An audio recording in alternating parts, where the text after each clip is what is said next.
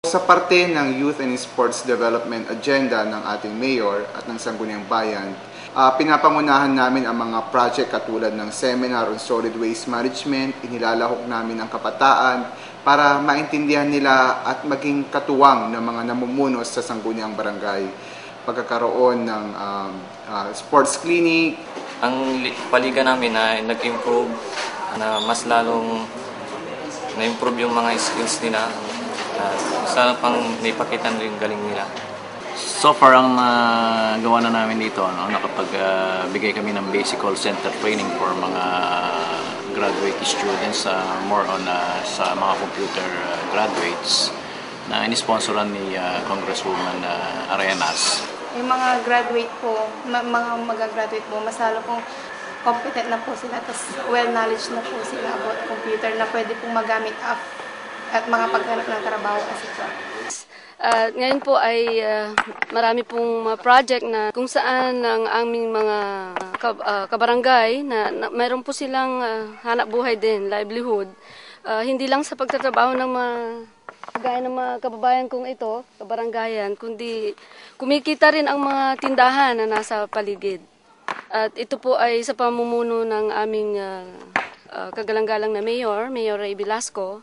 Okay, in terms of mobility, we had refurbished 2 patrol cars, 1 Toyota Revo and 1 4x4 Isuzu pickup. Then we had also acquired 1 brand new Toyota pickup 4x4 and 1 Mitsubishi type Jeep. Itong fire station na to, as you can see, one of the best good-looking fire station, not only in Pangasinan but entire region.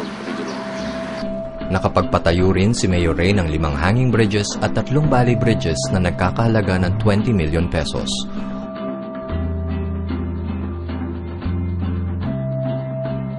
Umaabot naman sa 6.5 million pesos ang pagpapasimento ng kalsadang tumatagos mula sa bukid tungo sa mga pamilihan. Unang proyekto na ginagawa na rito yung karsada, may 300 meters na papuntang bayan. Lalabas ng Mapandan, Ordaneta. Ganito yan, ang nangyari kasi noon, nag-exercise si Mayor. Sira-sira itong tulay na ito, halos hindi na madaanan.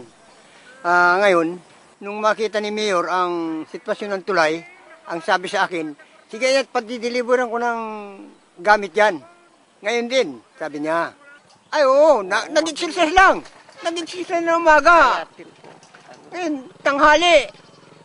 Pagkagawa rin niya, sabi, hapon dumating ang kasangkapan. Ay, action talaga. Mabilis, umaksyon si Mayor, basta kaya niya. Yung mga hindi nakakadaan na may kargang gulay, alimbawa, o kaya palay, nilalabas na dito sa amin. Hindi yung malayo pa iniikutan nila. At para sa mga estudyante ng Santa Barbara, regalo ni Mayor Velasco ang rehabilitasyon ng 80 school buildings o 150 silid-aralan na umaabot sa halagang 16 million pesos.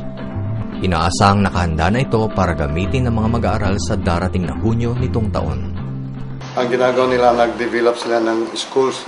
Actually, nakagawa na sila dyan sa elementary, nakapag-repair na sila ng classrooms. 5 new classrooms, newly constructed, and 2 repaired classrooms. And now, the old classroom in the old division office is being demolished for the new classrooms. He has promised that every year, during his term, he will construct 50 classrooms. And for just a year, we already overpassed the construction of 50. We're constructing more than 80 already. Sa paggawa ng mga buildings, halimbawa, yung appropriation ng sa public works, halimbawa, 450 ang intended na ng isang kwarto. Pero pag si Mayor Velasco ang gagawa, magiging 2 yan.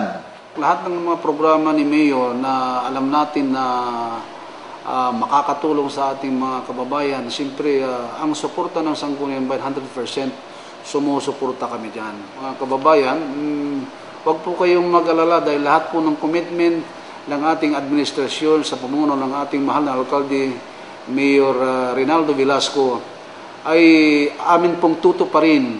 Kaya mag-antay-antay lang kayo dahil sabi nga, hindi naman si Mayor Superman, pero nakikita nyo naman, paunti-unti natatapos yung mga konting problema natin, lalong-lalo na sa baha, yung sa baha tuwing sumasapi ng tagulan. I think the basic thing, that the basic vision of our mayor is to elevate the kind of consciousness that the people have in Santa Barbara. A consciousness that will lead them to self-reliance, a consciousness that would lead them to continuing self-growth. So, I believe our mayor is in the right track, and we are supporting him, and our prayers is always for him.